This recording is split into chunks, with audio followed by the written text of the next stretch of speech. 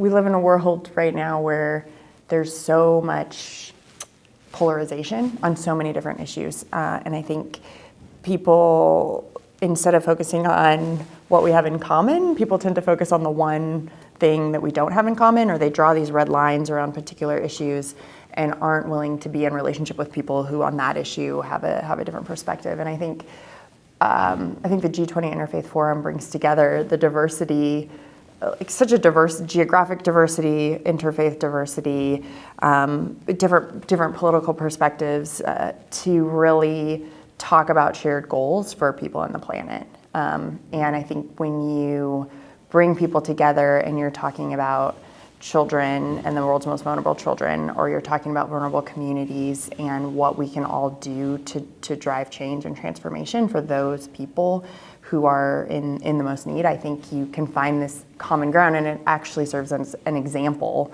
for so much of the rest of the world who, at least if you look on social media and things like that, it feels like everything is so polarized. And what we find in environments like this is actually there's so much common ground on so many issues. We've been hearing all week about how zero hunger, people have said things like it's the most achievable goal. We know how to do it. Brazil has done it, and then they fell off the hunger food map, and now they're back on because of some challenges. And I guess in terms of thinking about what are some of the issues or the potentially polarizing issues, I think in the sector, we'll see kind of what might even feel like competition for thinking about serving immediate humanitarian needs. We have famine and famine-like conditions now in an increasing number of places, often associated with conflict. So in Sudan and Gaza, and then we also have these longer-term systemic issues that impact nutrition and hunger for communities, all over the world. I'm sure there are food insecure people, here in Brasilia. I know there are in my community in the States. And so I think sometimes we get in unnecessary kind of fights about should we feed the very hungry or should we address these longer-term issues? And instead of saying, okay, let's do both and, we can get stuck there sometimes.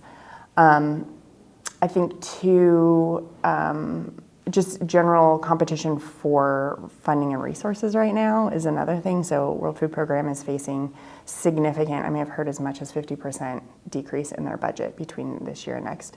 World Food Program, that provides most of the humanitarian food needs for people.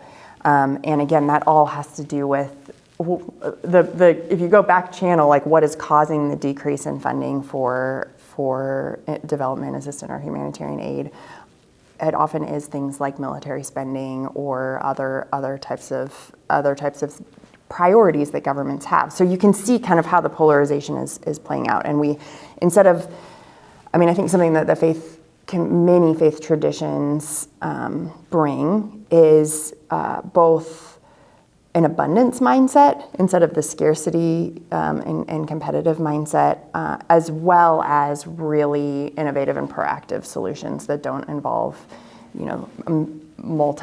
hundreds of millions of dollars going from here to here to here to ensure that the child on the corner who needs basic food or to sit down and look at the food systems in a more systematic and comprehensive way to understand what are the barriers to nutrition for an average family in the community. I think it's really important to celebrate and acknowledge the work that faith communities in local spaces all over the world have been doing since the beginning of time and recorded history in terms of all of our faith traditions, sacred texts. We've heard this also a lot this week. Sharing meals with the hungry, supporting and coming alongside the most vulnerable in communities is pretty universal across different faith traditions, and you see that practically lived out in so many ways. During COVID, we did a survey of faith partners, and after kind of the spiritual support, the top thing that faith leaders said that they were working on was food, supporting food crisis in their communities. And so I think they're doing that. Faith communities also own a lot of land and are thinking about sort of the land stewardship, food food production in the context of their community. There's a lot of smallholder farmers in the context of local churches and other faith congregations. And there's a lot of influence in those spaces for how we use the land as individuals and as a collective that can drive towards more productive, efficient, and nutritious food, I think, for communities. So we've seen all of that throughout history. And I think one of the opportunities that G20 Interfaith presents is a third area, I think, where faith communities often are also involved, which is in social mobilization and policy advocacy. So trying to understand what are the evidence-based interventions that will work, and in the space of food and food systems and nutrition, there's a lot. It can be kind of technical in some ways, but we do know a lot of things about what works and how to get what kind of policies. I think the Brazil example has been used repeatedly, but they went in 20 years from a very food insecure context to essentially not having food insecurity. And so I think we can say, okay, here's this basket of policies.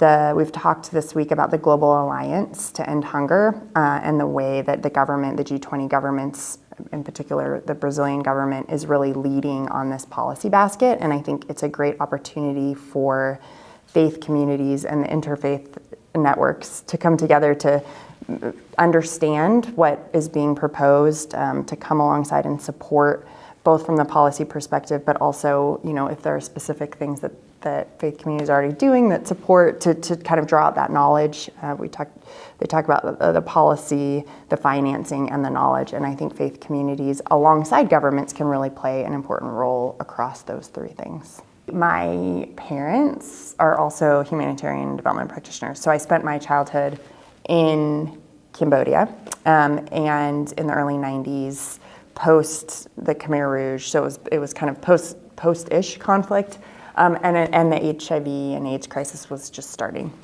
And a lot of what my parents did was work with people living with AIDS, and at that time it was essentially a death sentence. There was no ARVs weren't really on the scene, at least definitely not in the developing world, and so it was a lot of hospice care, a lot of planning for what is going to happen to our children when we die, and so that's how I came up, like this understanding that my experience and the privilege that I have as an American citizen with two college-educated parents, probably lower middle class, but very rich in the context of Cambodia, really was a responsibility, really, understanding the systemic issues that drive poverty globally were something my parents were committed to, and something that I kind of grew up understanding. Our faith, we come from a Christian faith tradition, and that was also a big component of that, is understanding, when Jesus says to love God and love neighbor, the love of a neighbor is defined very broadly, and thinking through what does that mean, both in my day-to-day interactions with people, but also when I think about systems and structures of justice and oppression. So when that's kind of how the background, my childhood background that sort of catapulted me into the humanitarian development space. In our Christian faith tradition, being called to love neighbor, and that neighbor being quite broadly defined, I think that is the threshold. Leave no one behind, ensure that your love for people leads to a world where everyone can flourish, where the dignity of every human being created in the image of God has the opportunities that I've had in terms of education and just a sense of well-being and flourishing.